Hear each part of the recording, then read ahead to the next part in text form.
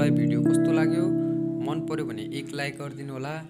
त्यसैगरी हामी चाहिँ यो अहिले चाहिँ काटेको मात्र देखाएका छौँ र पकाउन लागेको पनि हामी ल्याउने छौँ अर्को पार्टमा।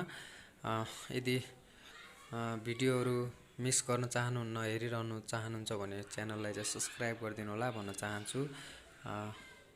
भिडियो कस्तो छ कमेन्टमा कमेन्ट बक्समा गएर कमेन्ट पनि छोडिदिनु होला। मन पर्यो भने लाइक पनि गरिदिनु होला भन्न चाहन्छु।